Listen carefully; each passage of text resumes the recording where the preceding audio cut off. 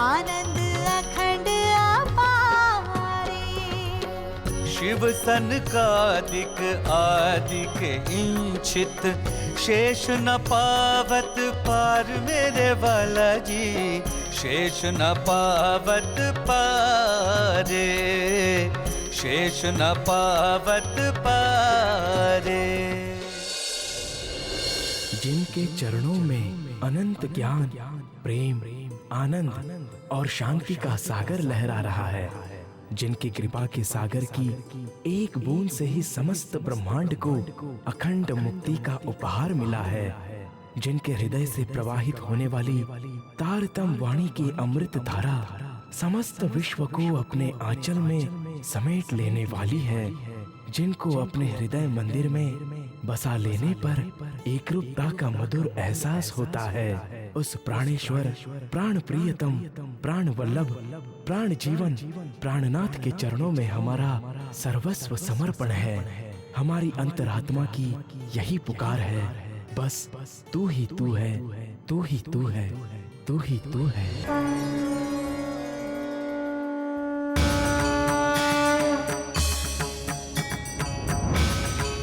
बोलो बाके बिहारी की जय, बोलो घनश्याम जी की जय, बोलो बाके बिहारी जी की जय।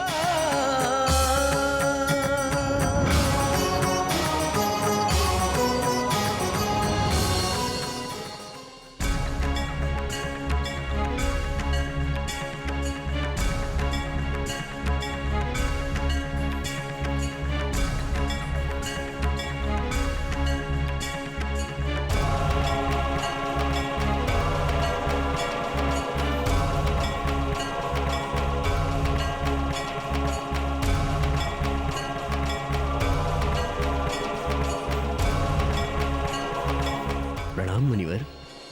प्रणाम। आप पुरुष होकर भी जिस तरह सखी भाव से श्री बाके बिहारी की सेवा पूजा कर रहे थे, उसे देखकर मन प्रसन्न हो गया। कृपया मुझे अपनी शरण में लेकर मेरा मार्गदर्शन करें। अवश्य, मगर तुमने अपना परिचय तो मुझे दिया ही नहीं। कौन हो तुम और कहां से आए हो? तुम्हारे माता पिता कौन हैं? मैं कौन हूं और कहां से आया हूं, यही प्रश्न तो मुझे विचलित किए हुए है। वैसे मैं उमरकोट का रहने वाला हूं। उमरकोट? तुम्हारे पिता का क्या नाम है? मतू मेहता। और माता का नाम कुंवरबाई? सत्य कहा आपने, किंतु आपको मेरी माता का नाम कैसे पता चला? क्योंकि तुम्हारे पिता मतू मेहता और माता कुंवरबाई मेरे ही शिष्य हैं। किंतु मैं घर से आत्मज्ञान की खोज में परमेश्वर के दर्शन के उद्देश्य से निकला हूं। अवश्य, मगर इतनी कम आयु में इतना कठिन मार्ग क्यों चुना? क्या मतू मेहता से तुमने यहां आने की आज्ञा ली है? मैंने उनसे आज्ञा मांगी थी, परंतु उन्होंने मुझे आज्ञा नहीं दी, इसीलिए मैं बिना आज्ञा के यहां आया हूं। समझ गया। तुम्हारे मन में उमड़ते हुए प्रश्नों का सैलाब तुम्हें बहाकर यहां तक ले आया है।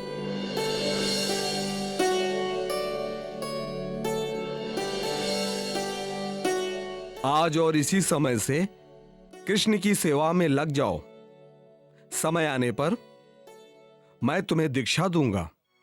आपका बहुत बहुत धन्यवाद। आज्ञा करें, मुझे क्या करना होगा? सर्वप्रथम बाहर कुएं से जल लाकर पूरे मंदिर को धोना है। क्षमा करें गुरुवर, किंतु मंदिर की साफ सफाई तो पूजा अर्चना से पहले होती है। फिर आप कृष्ण जी की सेवा करने के बाद मुझसे ये कार्य क्यों करवा रहे हैं? मैं प्रत्येक ऋतु के अनुसार कृष्ण जी की सेवा करता हूं। गर्मी के ऋतु में दिन में 3 से 4 बार कुएं के ठंडे जल से पूरे मंदिर को धोता हूं, जिससे मंदिर में ठंडक रहे। और जाड़े की ऋतु में 3-4 बार आग जलाकर मंदिर को गर्म रखता हूं। आपका कृष्ण जी का सखी भाव से सेवा करना और हर ऋतु के हिसाब से उनकी सेवा करने के भाव से मेरा मन गदगद हो गया। मैं भी कृष्ण जी की सेवा ऐसे ही प्रेम भाव से करूंगा। तुम्हारा भी कृष्ण जी के प्रति प्रेम और श्रद्धा देखकर मेरा मन प्रसन्न हो गया है। कृष्ण जी की कृपा रही ना तो तुम्हारा कल्याण शीघ्र ही हो जाएगा।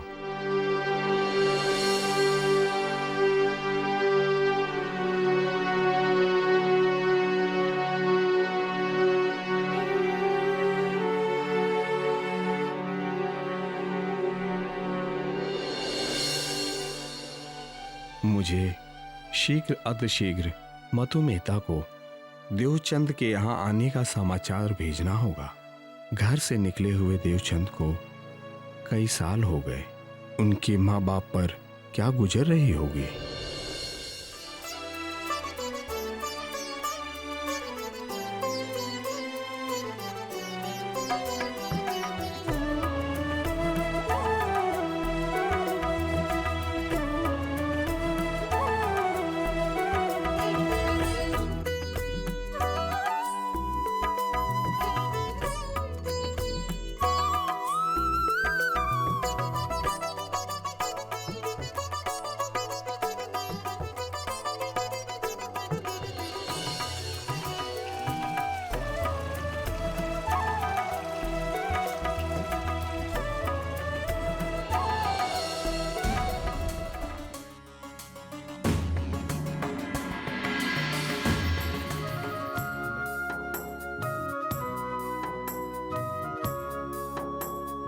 नहीं भरोसा किनको बरस मास और दिन, नहीं भरोसा किनको बरस मास और दिन, ये तो दम पर बांधिया तो भी भूल जात भजन।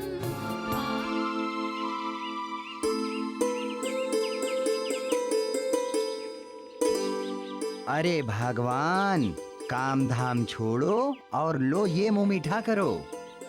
हमारे गुरु हरिदास जी का संदेशा आया है। आप तो जानते हैं स्वामी, जब से मेरा देव गया है मैंने मीठा खाना छोड़ दिया है, और फिर भी आप, और अब कौन सा शुभ संदेश आ गया जो आप मिठाई ले आए? नहीं नहीं स्वामी, मैं मुंह मीठा नहीं कर सकती। अच्छा, यदि तुम्हें ये पता चले कि हमारा देवचंद उनके ही पास है, तब भी तुम मुंह मीठा नहीं करोगी? क्या क्या कहा आपने? हमारा देव उनके पास है? हाँ हाँ, हमारा देवचंद्र उनके पास है। आज ही हरिदास जी का संदेशा आया है। यदि ऐसा है तो मुझे वहां ले चलिए स्वामी। मैं अभी उनके पास जाना चाहती हूँ स्वामी। ऐसा करो, तुम यात्रा की तैयारी करो और मैं जाने की सवारी का प्रबंध करता हूँ। हाँ, जल्दी करना, पकड़ो जल्दी।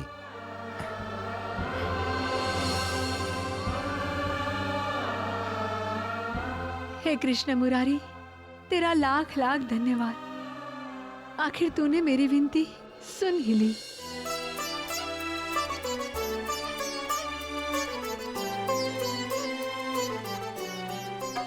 जब ब्रजमंडल में सबको पता चला कि यशोदा का पुत्र हुआ है तो सभी को बड़ा आनंद हुआ। गोपियों ने सुंदर सुंदर वस्त्र, आभूषण और अंजन आदि से अपना श्रृंगार किया। गोपियों के मुख कमल बड़े ही सुंदर जान पड़ते थे। वे भेंट सामग्री लेकर जल्दी जल्दी यशोदा के पास जाने लगी। वे बड़े ही सुंदर सुंदर और रंग बिरंगे वस्त्र पहने हुए थी। नंद बाबा के घर जाकर वे बड़े प्यार से कन्हैया को गोदी में उठाती हैं। जब कृष्ण जी नंद बाबा के घर प्रकट हुए तो उस समय महाउत्सव मनाया गया। अगले दिन भगवान शंकर स्वयं शिव जी श्री कृष्ण के बाल रूप के दर्शन करने आए। तब यशोदा जी बाल कृष्ण को शिव जी के हाथों में देती हैं। शिव जी उन्हें गोद में उठाकर कहते हैं कि यह बालक परब्रह्म का साक्षात स्वरूप है। ऐसा कह शिव जी अति आनंद की अवस्था में झूमने लगे, नाचने लगे और कुछ देर बाद बाल कृष्ण के मनोहरी स्वरूप को हृदय में बसाकर शिव जी कैलाश लौट गए। गुरुदेव, आपसे मिलने मतु मेहता और कुंवर बाई आए हैं। उनको आदर के साथ बिठाओ, हम अभी आते हैं। जी अच्छा।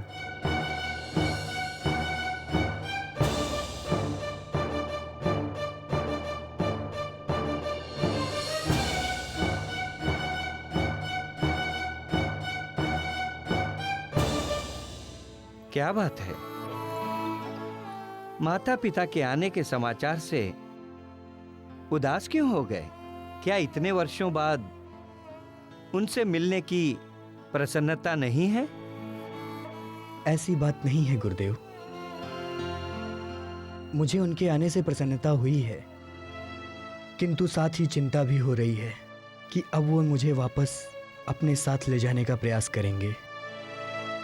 जबकि सत्य ये है कि मैं पारिवारिक बंधनों में नहीं बंधना चाहता, बल्कि मेरे जीवन का एक ही लक्ष्य है, आत्मज्ञान की प्राप्ति एवं ब्रह्म साक्षात्कार। किंतु वे तुम्हारे माता पिता हैं। अपने बच्चे से प्रत्येक माता पिता यही आशा रखते हैं कि वह बड़ा होकर उन्हें सुख प्रदान करें, उनका सहारा बने।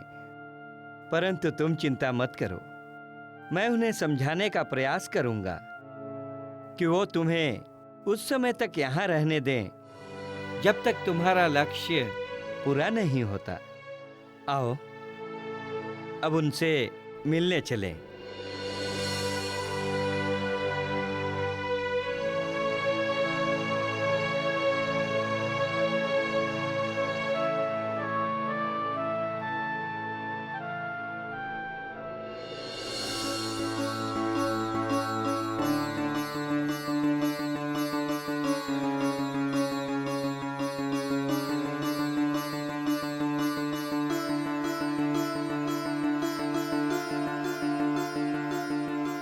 कितने दुबले हो गए हो देव।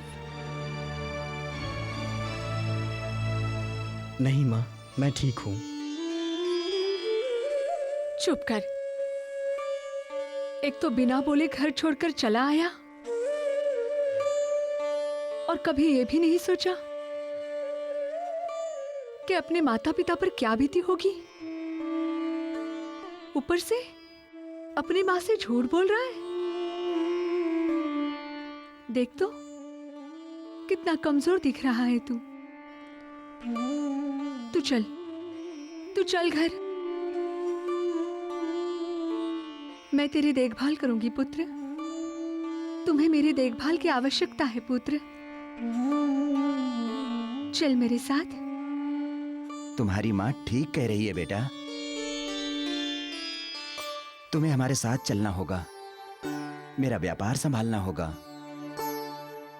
बेटा, अब मुझसे अकेले व्यापार नहीं होता। सच बेटा, जब से तू गया है घर सूना सूना लगता है। ऐसा लगता है हम किसी घर में नहीं, मरघट में रह रहे हैं। तुझे पता है देव, तेरे सारे मित्र तुझे याद करते हैं।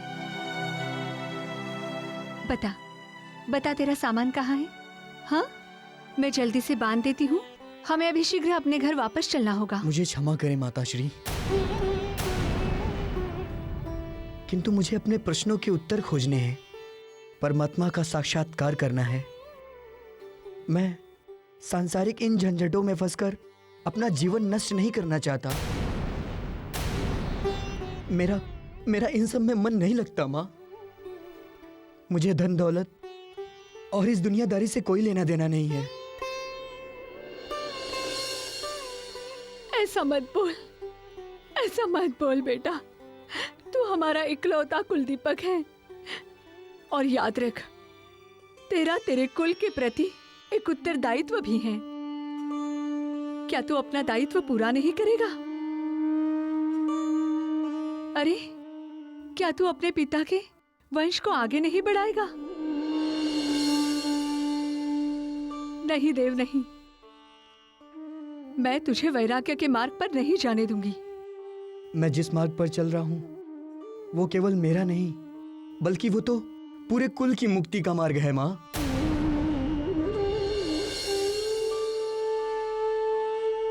तू मुझे यहां से वापस मत बुला माँ, तेरा बड़ा उपकार होगा।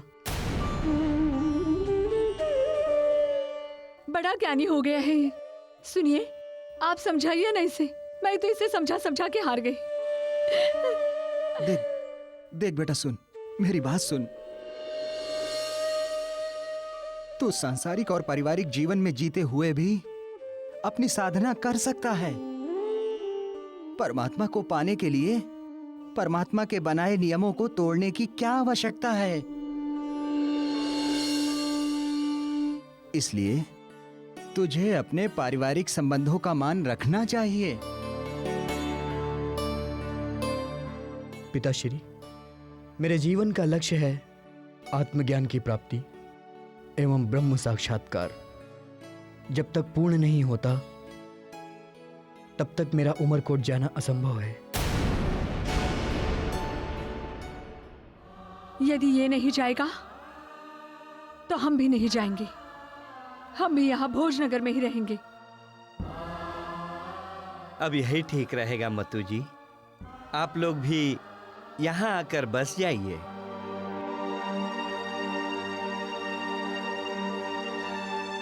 ठीक है, जैसे आप सबकी इच्छा। अब यहीं घर लेकर रहेंगे हम। अब व्यापार भी यहीं से करेंगे।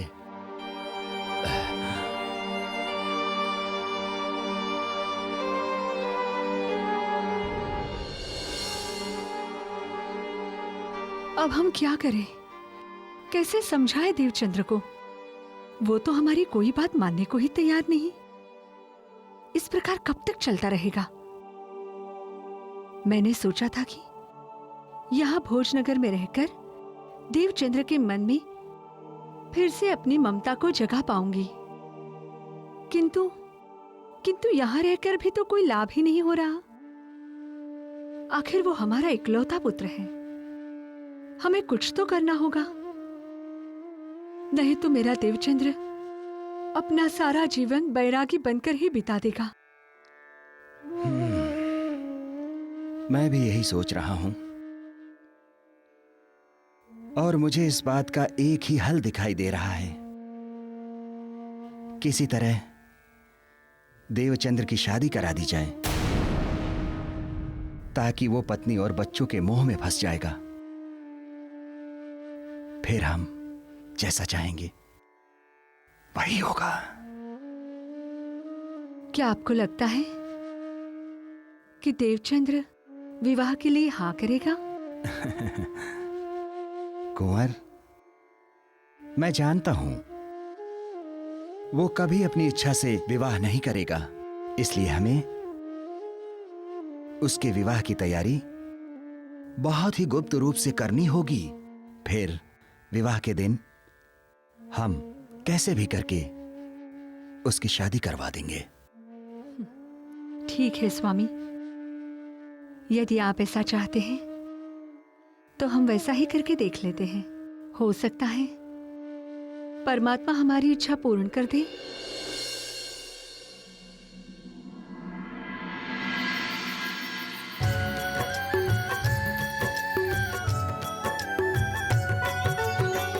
अब संग कीजे तिन गुरु की, खोज के पुरुष पुरन।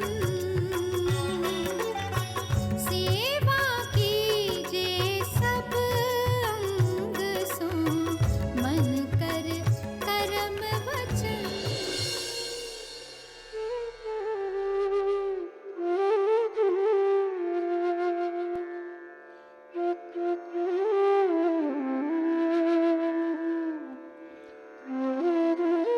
देवचंद्र, मैं तुम्हारी सेवा से अति प्रसन्न हूं, इसलिए मैं तुम्हें मंत्र दीक्षा देना चाहता हूं। अतः तुम आने वाले गुरुवार को प्रातः भद्र भेष होकर आ जाना। जैसी आपकी आज्ञा गुरुदेव। मैं गुरुवार को प्रातः ही उपस्थित हो जाऊंगा।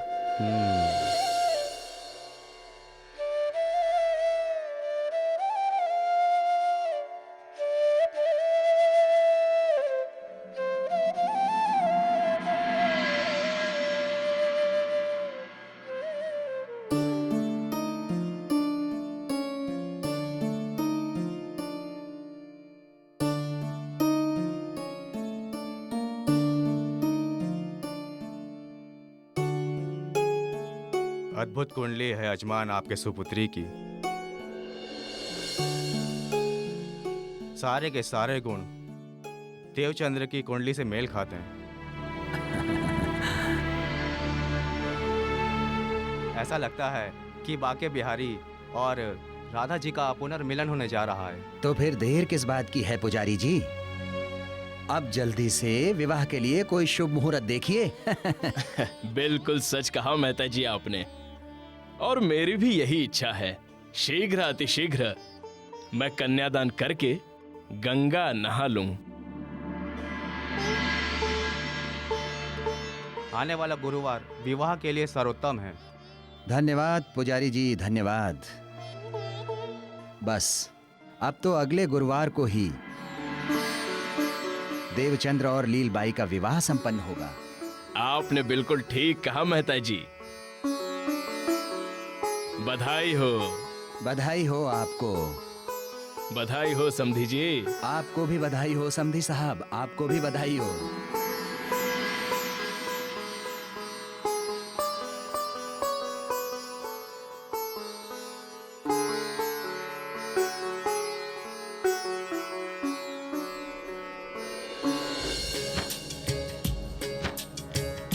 एक और गुरुवर चले देने दीक्षा दूजियार पितुमात ने तय कर दिया विवाह। देवचंद्र इस बात से है बिल्कुल अनजान। निज मुंडन करवा रहे, नहीं किसी का ध्यान, नहीं किसी का ध्यान।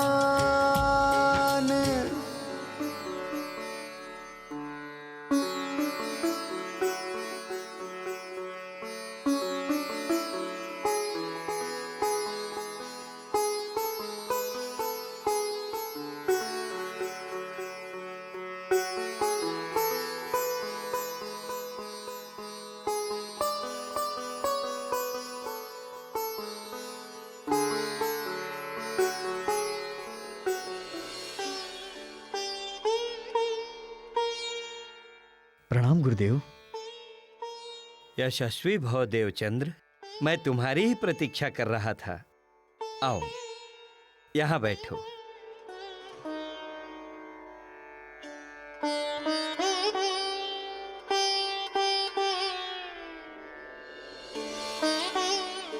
देवचंद्र, क्या इससे पहले तुमने किसी और को भी गुरु बनाया है?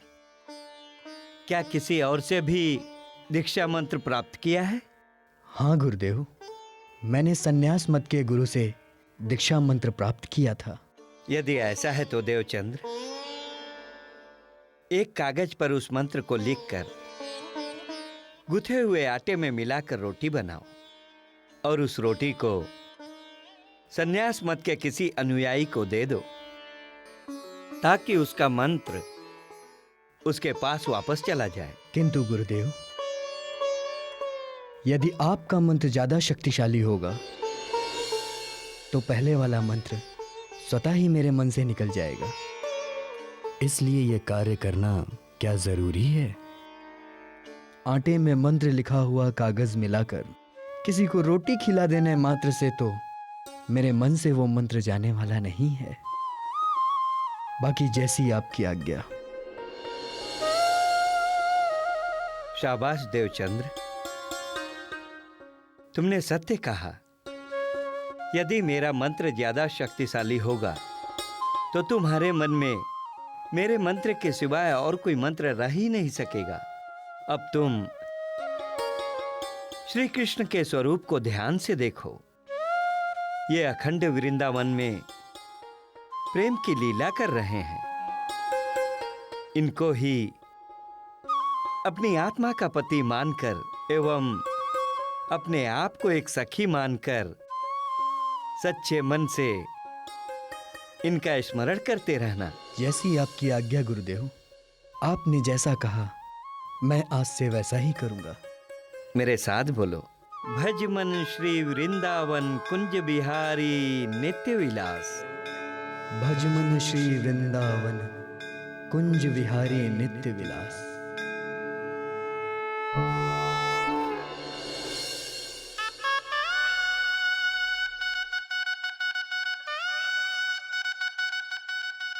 बजाओ बजाओ, जोर से बजाओ। हाँ भाई, जरा फूल ध्यान से लगाना, जरा ध्यान से। जी अच्छा। ए भैया, जरा ऊपर फूल ज्यादा लगाओ। इधर भी लगाओ, उधर भी लगाओ और पीछे भी लगाओ। सुनिए सुनिए तो। हाँ, विवाह का मुहूर्त होने को आया, देवचंद अभी तक नहीं आया। वो अवश्य हरिदास जी के पास होगा। आप किसी को भेजकर बुलवाइए। मैं स्वयं ही जाता हूँ और हरिदास जी को भी अपने साथ लेता हूँ। हाँ। वो हमारे और देवचंद के गुरु हैं। उनका इस विवाह समारोह में उपस्थित होना हमारे लिए गर्व की बात होगी।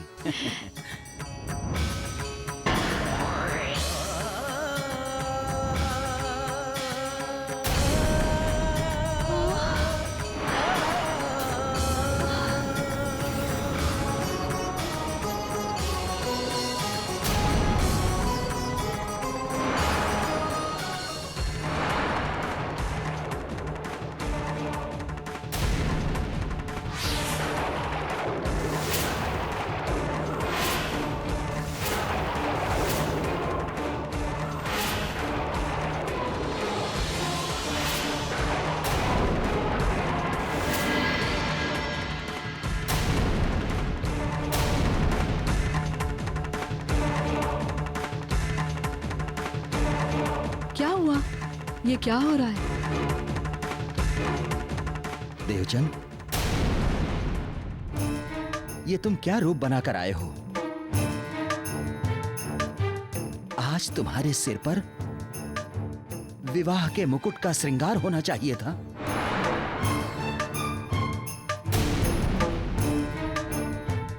और तुम माता पिता की मृत्यु के शोक जैसा रूप बनाकर आ रहे हो। तुम्हारी मूर्खताओं ने मेरी और तुम्हारी माता की इच्छाओं का गला घोट दिया है। पिताश्री, मैंने ऐसा कौन सा अपराध किया है कि आप मुझ पर ऐसे क्रोधित हो रहे हैं? कौन सा अपराध किया है ये मुझसे पूछ रहा है तू? एक तो मेरे जीवित रहते सिर मुंडवाया और दूसरे ये कार्य विवाह के शुभ अवसर पर किया। हे भगवान, कहां मैं आज तुम्हारे सिर पर विवाह का मुकुट देखने की इच्छा किए था और तू सन्यासी बनकर आ गया। देवचंद, तूने ऐसा क्यों किया पुत्र? हमने तो तेरे पूजा पाठ में कभी कोई बाधा नहीं डाली।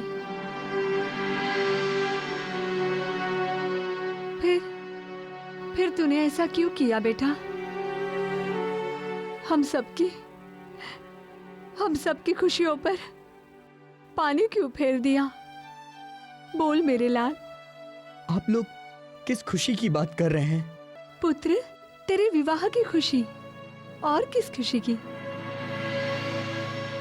आप जिस सांसारिक विवाह की बात कर रहे हैं, उस सांसारिक विवाह के लिए मैंने आपको बार बार मना किया था, क्योंकि मैं आत्मा का विवाह करना चाहता था और मेरी आत्मा का विवाह जिससे होना था, मैं उससे विवाह कराया। और रहा प्रश्न मेरे मुंडन का, तो आत्मा के विवाह में संसार से विमुख होकर सिर का मुंडन तो करवाना ही पड़ता है। सो मैंने मुंडन करा लिया।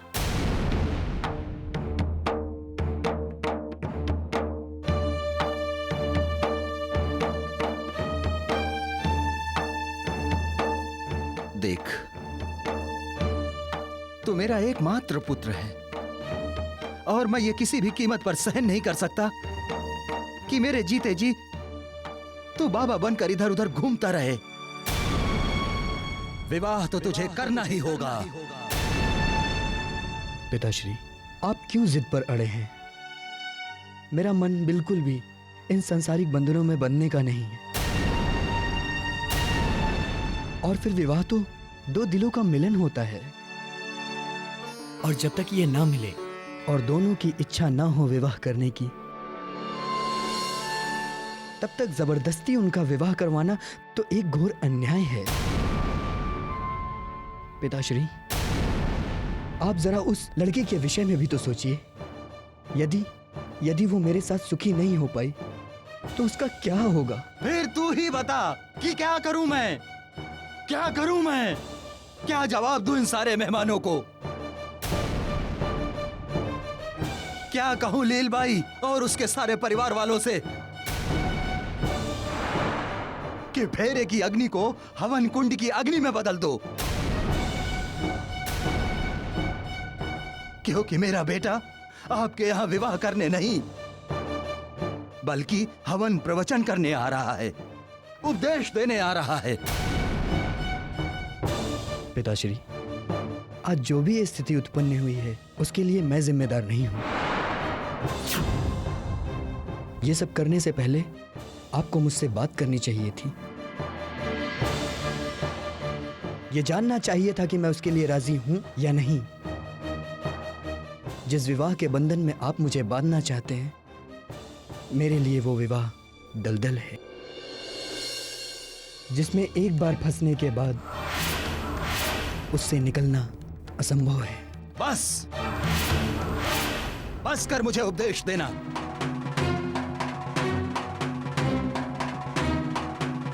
मेरा निर्णय अंतिम निर्णय है। या तो आज तेरी इस घर से बारात निकलेगी या हम दोनों की अर्थी।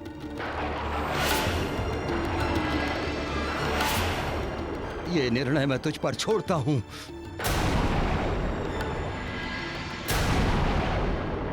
आपकी जिद के आगे मैं विवश हूं पिताश्री। जैसी आपकी इच्छा है मैं वैसा ही करूंगा, किंतु इतना अवश्य कहूंगा, मेरी आत्मा कभी इस विवाह को स्वीकार नहीं करेगी।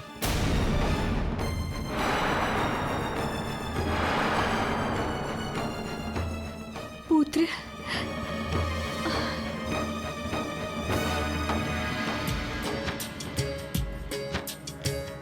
जाना था सन्यास में, किंतु मिला संसार।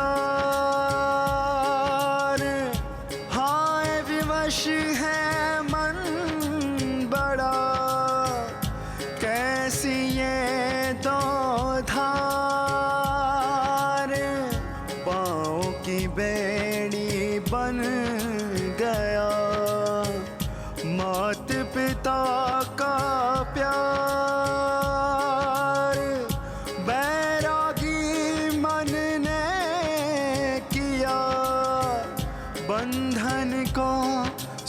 स्वीकार,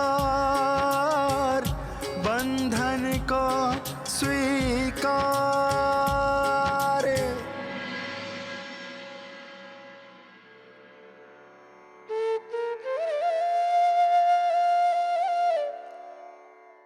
और इस तरह देवचंद्र जी ने ना चाहते हुए भी अपने माता पिता के दबाव में आकर लीलबाई से विवाह कर लिया, किंतु इससे उनके भक्ति व सेवा के भाव में कोई अंतर नहीं पड़ा। वे पहले की तरह ही निर्मल और शुद्ध भाव से भक्ति और श्री हरिदास जी की सेवा करते रहे। वे सारा दिन मंदिर में ही रहते थे और रात्रि के 12 बजे मात्र एक पहर के लिए घर आते थे। प्रातः 3 बजे पुनः मंदिर में आकर परिक्रमा करने लगते थे। एक दिन जब वे हरिदास जी के घर की परिक्रमा कर रहे थे, भजमन श्री वृंदावन कुंज विहारी नित्य विलास, भजमन श्री वृंदावन कुंज विहारी नित्य विलास, भजमन श्री वृंदावन कुंज विहारी नित्य विलास, भजमन श्री वृंदावन कुंज विहारी नित्य विलास, भजमन श्री वृंदावन कुंज विहारी नित्य विलास, भजमन श्री वृंदावन कुंज विहारी नित्य विलास, भजमन श्री वृंदावन कुंज विहारी नित्य विलास, भजमन श्री वृंदावन कुंज विहारी नित्य विलास, भजमन श्री वृंदावन कुंज विहारी नित्य विलास, भजमन श्री वृंदावन कुंज विहारी नित्य विलास। कौन है? भजमन श्री वृंदावन कुंज विहारी नित्य विलास। कौन है वहां? प्रणाम गुरुदेव, मैं देवचंद गुरुदेव। देवचंद्र, इतनी रात को बाहर क्या कर रहे हो? रुको, मैं नीचे आकर किवाड़ खोलता हूं।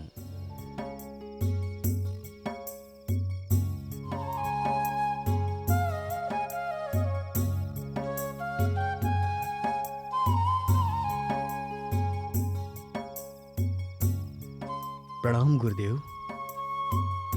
प्रणाम। यशस्वी भव।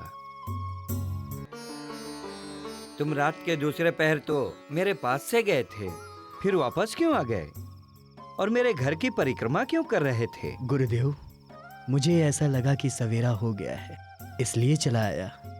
देवचंद्र, अभी तो रात भी पूरी तरह नहीं गुजरी। इस समय रात का तीसरा पहर चल रहा है। क्या तुम घर पर तनिक भी आराम नहीं करते? जाओ घर जाकर आराम करो और सूर्य निकलने पर ही आना। जैसी आज्ञा गुरुदेव। अशुभ करम निंदा लिए, शुभ करम नाम ना लई जाए, गोप साधन कीजे ते माटे, गोप साधन कीजे ते माटे, जेम सुख जीवने पोहतू थाए, जेम सुख जीवने पोहतू थाए।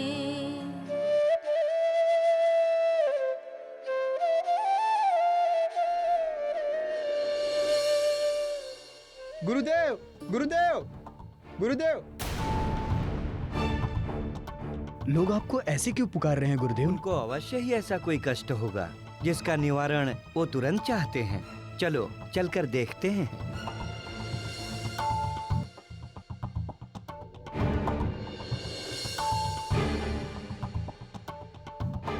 हरिदास जी, हरिदास जी, मेरे बच्चों को बचाइए, मेरे बच्चे को बचाइए हरिदास जी।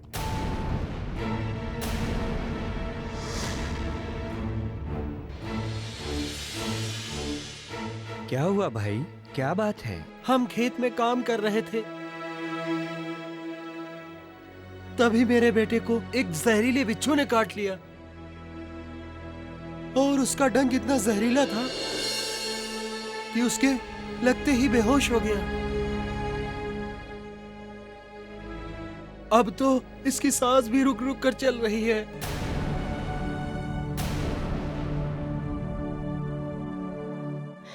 ये मेरा इकलौता बेटा है।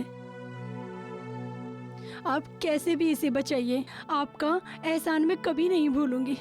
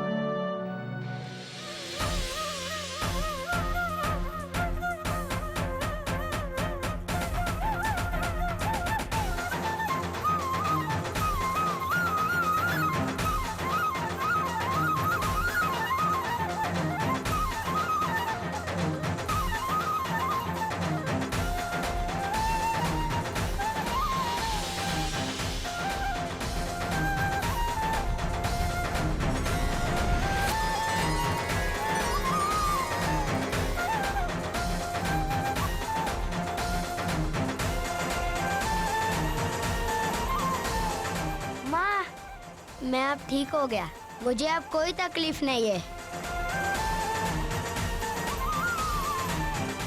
माँ, माँ, माँ, हाँ बेटा। हरिदास जी, मेरा लाल। दुनिया में दान तो लोग बहुत सारी चीजों का करते हैं, लेकिन ये जीवन दान सिर्फ भगवान ही कर सकते हैं। आपने मेरे बेटे की जान बचाई, इसलिए आप मेरे भगवान समान ही हैं। अगर आप ना होते तो मेरा बेटा जिंदा ना होता। मैं ये आपका एहसान जिंदगी भर नहीं भूलूंगा। आप भुजनगर में हम सब के लिए एक मसीहा हो। हम आपका बदला कभी नहीं चुका सकते, कभी नहीं चुका सकते। मैं कोई मसीहा नहीं भाई, ये सब तो प्रभु की कृपा है। अच्छा, अब आप बच्चे को घर ले जाएं।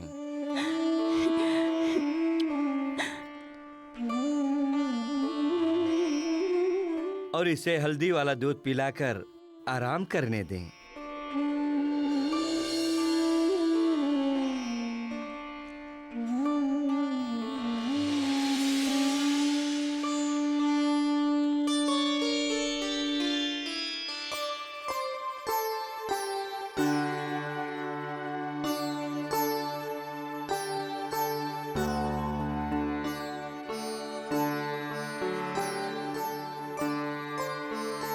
बिच्छू का जहर उतारने वाला ये मंत्र बड़ा परोपकारी है। यदि समय रहते मंत्र द्वारा उसका जहर ना निकलता तो वो लड़का जिंदा नहीं बचता। देवचंद्र, मैं चाहता हूं कि तुम भी इस मंत्र को सीख लो।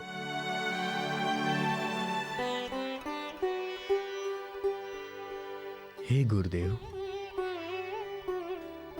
जो मंत्र आपने पहले मुझे दिया था, वो मंत्र मैंने विधिवत सखी भाव से अपने मन में धारण कर लिया है। वह मंत्र जन्म मरण के समय होने वाले लाख बिच्छू के काटने जैसे दुख से नित्य वृंदावन का अखंड सुख प्रदान करता है। ऐसा शक्तिशाली मंत्र जिसके हृदय में बसा हो, उस हृदय में बिच्छू के जहर को काटने वाला मामूली सा मंत्र कैसे समा सकता है?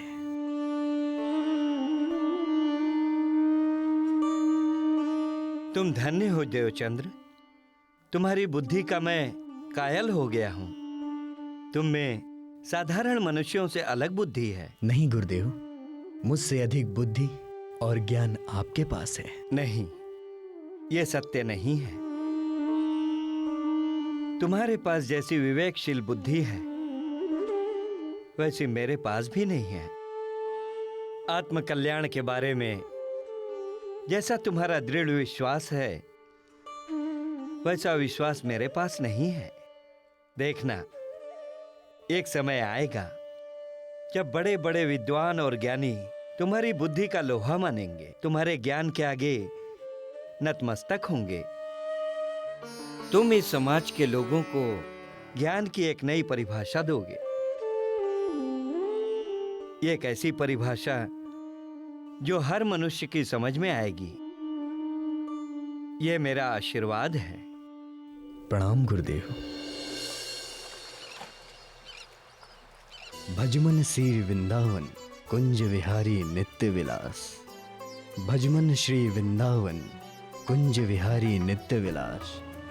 भजमन श्री वृंदावन कुंज विहारी नित्य विलास। भजमन श्री वृंदावन कुंज विहारी नित्य विलास। भजमन श्री वृंदावन कुंज विहारी नित्य विलास।